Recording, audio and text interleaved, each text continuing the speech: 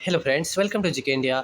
आज की इस वीडियो में बताने वाला हूँ निम्न वर्गीय लिपिक अर्थात लोअर डिवीजन क्लर्क के नियमावली के बारे में। यह लोअर डिवीजन क्लर्क बेसिकली सामान्य प्रशासन विभाग के अंतर्गत समाहरणालय में कार्यरत होते हैं। साथ ही इनके प्रमोशन के बारे में बताऊंगा, अर्थात इनका प्रमोशन किस किस लेवल तक होता है, इनका पोस्टिंग प्लेस क्या होता है, वेतन स्तर कितना होता है, संवर्ग बल क्या होता है, परिवीक्षा अवधि क्या होता है और परिवीक्षा अवधि कितने दिनों का होता है। अर्थात बेसिकली यहाँ पे हम निम्न वर्गीय लिपिक अर्थात यहाँ पे लोअर डिवीजन क्लर्क के जॉब प्रोफाइल के बारे में बताने वाला हूँ। लेकिन उससे पहले अगर आप चैनल पर नए हैं तो प्लीज़ चैनल को सब्सक्राइब कीजिए, बेल आइकन ऑन कर दीजिए ताकि आपको हमारे सारे वीडियो का नोटिफिकेशन सबसे पहले मिले।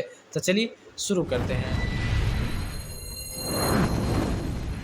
अब सबसे पहले देखिए, मैंने यहाँ पे सामान्य प्रशासन विभाग के ऑफिशियल वेबसाइट से निम्न वर्गीय लिपिक का नियमावली को मैंने डाउनलोड कर लिया है। उसके बाद यहाँ पे देखेंगे तो प्रोफाइल के बारे में दे रहा है। जी हाँ, यहाँ पे देखिए, बिहार राज्य बल समाहरणालयों के लिपिकीय संवर्ग में भर्ती एवं सेवा शर्तों को विनियमित करते हुए निम्नलिखित नियमावली बनाते हैं, अर्थात इसके नियमावली के बारे में कहा जा रहा है। यह 23 मार्च 2011 की अधिसूचना है, जैसा कि देख सकते हैं। अब यहाँ पे देखिए, बिहार समाहरणालय लिपि संवर्ग भर्ती एवं सेवा शर्त नियमावली 2011, अर्थात यहाँ पे निम्न वर्गीय लिपिक के बारे में है। अब बहुत सारे लोग को यहाँ पे थोड़ा सा डाउट हो रहा होगा, तो आप नीचे में आएंगे तो यहाँ पे देखेंगे आप लोग को एक नोटिस मिलेगा। ठीक है, सभी भर्ती आयोग की अनुशंसा पर निम्न वर्गीय लिपिक की कोटि में की जाएगी, जिससे यह पता चल जाता है कि यह निम्न वर्गीय लिपिक का है। ठीक है, अर्थात लोअर डिवीजन क्लर्क का है। अब यहाँ पे देखिए, सबसे पहले यहाँ पे दिया जा रहा है संक्षिप्त नाम, विस्तार एवं प्रारंभ के बारे में। इसका संक्षिप्त नाम दिया जाएगा, नियमावली बिहार समाहरणालय लिपिकीय संवर्ग भर्ती एवं सेवा शर्त नियमावली 2011 कही जा सकेगी। इसका विस्तार संपूर्ण बिहार राज्य में होगा, अर्थात इसका जो प्रोफाइल होगा ये संपूर्ण बिहार राज्य से है। उसके बाद यहाँ पे देखिए परिभाषाएं आता है, कई तरह की परिभाषाएं। जैसे यहाँ पे देखिए, परिभाषाएं का मतलब यहाँ पे समझे। जैसे संवर्ग कहा जा रहा है, अगर यहाँ पे संवर्ग कहा जाए तो इसका क्या मतलब समझेंगे, तो यहाँ पे समझेंगे सिंपल समाहरणालयों के लिपिकीय संवर्ग के बारे में। उसके बाद यहाँ पे आयोग से अभिप्रेत है बिहार कर्मचारी चयन आयोग। ठीक है, इसी तरह यहाँ पे बहुत सारी चीज़ें हैं। जैसे अब यहाँ पे आता है अनुकंपा के आधार पर नियुक्ति। तो इसका मतलब क्या होता है, देखिए यहाँ पे सेवा काल में मृत सरकारी सेवकों के आश्रितों में से किसी एक की प्रासंगिक परिपत्र और अनुदेशों के अनुसार अनुकंपा के आधार पर नियुक्ति, अर्थात यहाँ पे सिंपल भाषा में कहे तो उनका जॉब था, जी हाँ, वो जॉब में थे, उसी वक्त उनका निधन हो गया, तो ऐसी स्थिति में उनके परिवार के किसी एक सदस्य को यहाँ पे सरकारी नौकरी के देने का प्रावधान है, जो कि अनुकंपा के आधार पर, तो उसी को यहाँ पे अनुकंपा के आधार बताया जा रहा है। उसके बाद यहाँ पे नीचे की तरफ आएंगे तो सबसे पहले देखिए, यहाँ पे प्रमोशन के बारे में दिया गया है कि जब आप निम्न वर्गीय लिपिक पर आपकी नियुक्ति होगी, उसके बाद आपका फर्स्ट प्रमोशन किस लेवल पर होगा। देखिए, सबसे पहले आपका यहाँ पे मूल कोटि क्या रहेगा, निम्न वर्गीय लिपिक। यहाँ पे देख सकते हैं स्तर के बारे में। यहाँ पे जब प्रथम बार आपका यहाँ पे प्रमोशन होगा ना, अर्थात प्रथम प्रोन्नति स्तर, यहाँ पे उच्च वर्गीय लिपिक बनेंगे, अर्थात यहाँ पे प्रथम प्रमोशन से उच्च वर्गीय लिपिक बनेंगे। उसके बाद द्वितीय प्रोन्नति स्तर से, अर्थात सेकेंड बार जब प्रमोशन होगा उसके बाद यहाँ प्रधान लिपिक बनेंगे। और जब तृतीय बार प्रमोशन होगा यहाँ पे सहायक प्रशासनिक पदाधिकारी होंगे। अर्थात यहाँ पे देखिए, ज़्यादातर लोग यहाँ पे क्या आते हैं, कुछ वर्गीय लिपिक का आकर मतलब रिटायर हो जाता है, लेकिन कुछ लोग यहाँ पे बहुत इक्के दुक्के लोग यहाँ पे सहायक प्रशासनिक पदाधिकारी के पद तक भी पहुँचेंगे। इसका वेतन बैंड का यहाँ पे नाम दिया गया है PB1, अर्थात यहाँ पे देखिए, ये जो प्रथम मूल कोटि प्रथम प्रोन्नति स्तर द्वितीय प्रोन्नति स्तर तक यहाँ PB1 क्यों रखा गया है, क्योंकि यह कर्मचारी लेवल का है, थोड़ा अधिकारी लेवल का है, इसलिए PB2 कर दिया गया है। उसके बाद यहाँ पे वेतन बैंड के बारे में देखिए, तो 5200 से 20,200 है। ठीक है, इस वेतन बैंड में कौन कौन सा चीज़ शामिल होता है, देखिए वेतन बैंड में आप लोग का ये पहला मूल वेतन हो जाता है, उसके बाद ग्रेड पे हो जाता है शामिल। उसके बाद यहाँ पे देखिए DA भी मिलता है, और वहाँ पे क्या होता है कि किसी किसी लोकेशन के आधार पर HRA भी मिलता है। अर्थात यहाँ पे टोटल सिंपल भाषा में कहें वेतन कितना मिलता है, तो यहाँ पे अभी वर्तमान समय के अनुसार लगभग 27 से 28 हज़ार रुपये मिलता है। लेकिन हाँ, अगर बड़े सिटी है तो वहाँ पे ये थोड़ा और बढ़ जाता है। लेकिन यहाँ ध्यान देंगे, PF का भी पैसा इसमें से कटता है, तो यानी काट करके लगभग 27 हज़ार मिलता है। वैसे वेतन के बारे में मैं डिटेल्स में पूरा बताने वाला हूँ, पूरा वीडियो देख लीजिएगा, पूरा सब कुछ संपूर्ण डिटेल्स मिल जाएगा। उसके बाद यहाँ पे देखेंगे टिप्पणी आता है, यहाँ पर निम्न वर्गीय लिपिक इस सब के बारे में कहा जा रहा है। उसका संवर्ग बल यहाँ पे दे रहा है। जी, संवर्ग बल कैसा होगा, संवर्ग बल ऐसा होगा जो सामान्य प्रशासन विभाग द्वारा समय समय पर निर्धारित किया जाए। अर्थात इन लोगों का संवर्ग बल क्या होगा, ये सामान्य प्रशासन विभाग के अधिकार में वो डिसाइड करेगा, उसी के आधार पर। उसके बाद यहाँ पे भर्ती के बारे में दिया है, तो भर्ती कितना होता है, देखिए यहाँ पे निम्न वर्गीय लिपिक में जितने भी पद पर बहाली होता है ना, इसमें से 85% सीटों पर डायरेक्ट बहाली होता है। जी हाँ, 85% सीटों पर डायरेक्ट बहाली होता है, प्रमोशन पर नहीं। और सिर्फ 15% सीटों पर, सिर्फ 15% सीटों पर यहाँ पे क्या होता है, जो मैट्रिक स्तर के जो कर्मचारी होते हैं, अर्थात ग्रुप D लेवल, अर्थात समूह घ में ही यहाँ पे निम्न वर्गीय लिपिक में मैट्रिक स्तर पर होते हैं, उन्हीं को प्रमोशन करके 15% सीटों को भरा जाता है। अब यहाँ पे देखिए, जो यहाँ पे डायरेक्ट भर्ती से यहाँ पे 85% जो सीट है ना, इसमें से 10% सीट अनुकंपा के आधार पर बहाली के लिए होता है। यहाँ पे अनुकंपा का मतलब क्या होगा, बेसिकली जो कर्मचारी सेवा अवधि के दौरान जिनकी मृत्यु हो जाती है, उनके परिवार के किसी एक सदस्य को यहाँ पे अनुकंपा के आधार पर नौकरी दी जाती है। तो उन्हीं के लिए यहाँ पे 10% सीट आरक्षित रखा गया है। उसके बाद देखिए सभी भर्ती आयोग की अनुशंसा पर निम्न वर्गीय लिपि की कोटि में की जा रहा है। यहाँ पे जो भी नियुक्ति होगी वह निम्न वर्गीय लिपि की कोटि में की जाएगी।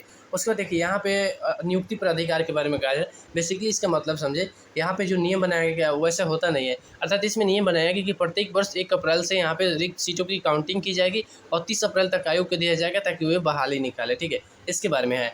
उसके बाद यहाँ पे देखिए आयोग को दिया जा रहा है, मतलब यहाँ पे कहा जा रहा है आयोग रिक्तियों की विज्ञापन निकालेगा। अर्थात यहाँ पे विज्ञापन निकालेगा और प्रतियोगिता परीक्षा के आधार पर यहाँ पे सिलेक्शन करेंगे। अर्थात यहाँ पे मेधा सूची तैयार कर उसको यहाँ पे क्या विभाग को सौंपेगा और उसके बाद यहाँ पे विभाग बहाली करेगा। लेकिन यहाँ पे दिया जाएगा मेधा सूची की वैधता अनुशंसा प्राप्ति की तिथि से 1 वर्ष तक रहेगी।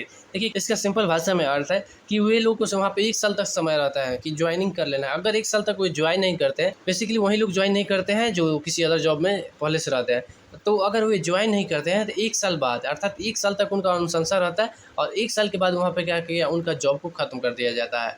अर्थात वहाँ पे क्या होता है उनकी नियुक्ति को रद्द कर दिया जाता है, फिर उनका जॉब जो इसमें हुआ था वो खत्म हो जाता है। उसका देखिए यहाँ पे सम्यक छानबीन की नियुक्ति प्राधिकार अभ्यर्थी की नियुक्ति परीक्षा पर 2 वर्षों के लिए करेगा।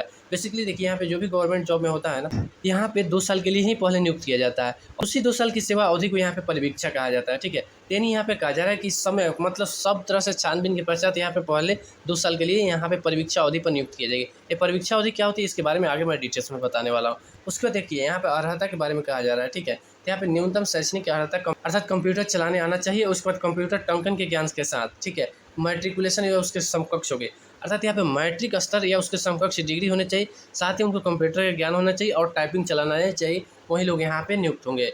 उसके बाद यहाँ पे न्यूनतम आयु सीमा के बारे में बात करें तो न्यूनतम आयु सीमा 18 वर्ष है और अधिकतम जो राज्य सरकार समय समय पर तय करेगी उसके अनुसार निर्धारित किया जाएगा। फिर यहाँ पे आता है आरक्षण के बारे में। आरक्षण जो राज्य सरकार समय समय पर निर्धारित करेगी उसी के अनुसार यहाँ पे आरक्षण मिलेगा। बेसिकली क्या है, कई बार राज्य सरकार आरक्षण घटाती है, कई बार बढ़ा देती है, तो उसी के अनुसार यहाँ पे डिसाइड होगा।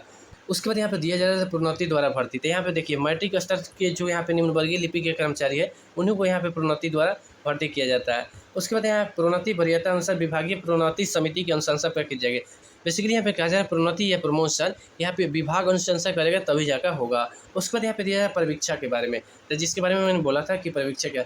बेसिकली यहाँ पे देखिए बिहार सरकार में जो भी पहले ज्वाइन करता है, मतलब सरकारी नौकरी पर नियुक्त किए जाते हैं, उनको सिर्फ 2 साल के लिए नियुक्त किया जाता है और इस 2 साल की यहाँ पे परीक्षा अवधि कहा जाता है। और इस परीक्षा अवधि में क्या होता है इसको समझिए।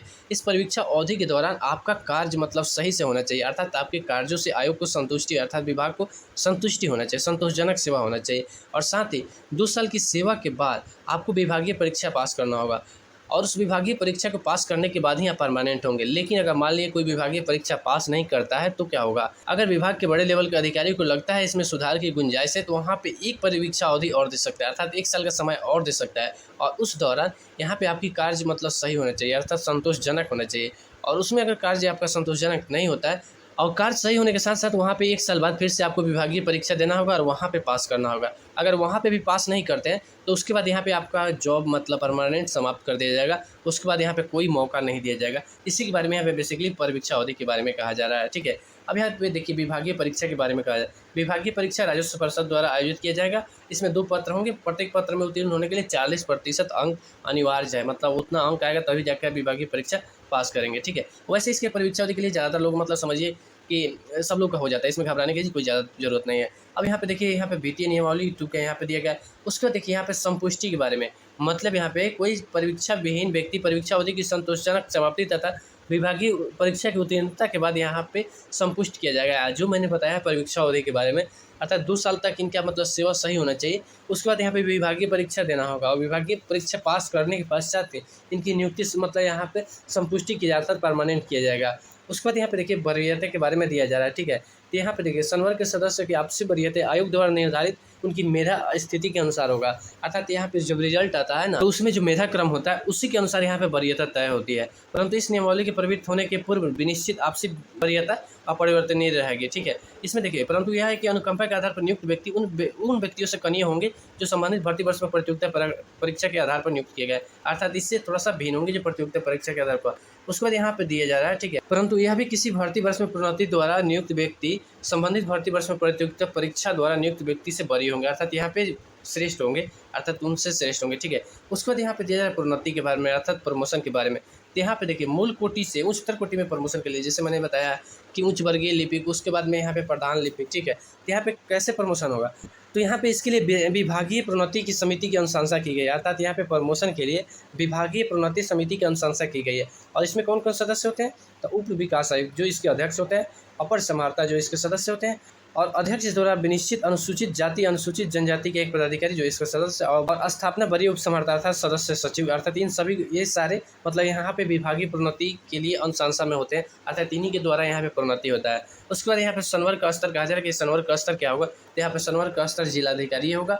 लेकिन यहाँ पे अगर सामान्य प्रशासन विभाग चाहे जब वहाँ पे किसी जगह कर्मचारी की आवश्यकता पड़े तो वहाँ पे एक जिला से दूसरे जिले यहाँ पे ट्रांसफर कर सकता है, इसके लिए यहाँ पे पूरा सामान्य प्रशासन विभाग को अधिकार है। उसके बाद यहाँ पे दिया जा रहा है अवशिष्ट मामले, ठीक है। यहाँ पे अवशिष्ट मामले के बारे में दिया जाए कर्मचारियों की नियमावली से संबंधित। उसके बाद यहाँ पे कठिनाई से संबंधित निराकरण के बारे में दिया जा रहा है कि अगर यहाँ पे कोई दिक्कत हो तो यहाँ पे सामान्य प्रशासन विभाग समय समय पर इसके लिए जो दिशा निर्देश जारी करिएगा उसी के अनुसार होगा। उसके बाद यहाँ पर दे रहा है शिथिल करने की शक्ति के बारे में, फिर आता है यहाँ पे निर्वाचन के बारे में, ठीक है। इन सभी बातों को उतना ज़्यादा कोई खास मायने नहीं रखता, इसलिए नहीं बता रहा हूँ। उसके बाद यहाँ पे निरसन या व्यावृत्ति के बारे में बताया रहा है, ठीक है। अब नीचे की तरफ देखेंगे तो यहाँ पे पत्रांक दिया गया है, सब कब का पत्रांक है इसके बारे में यहाँ पे, और यहाँ पे देखिए सामान्य प्रशासन इसका और नोटिस दिया। उसके बाद यहाँ पे देखिए इसको इंग्लिश में दिया है, ठीक है।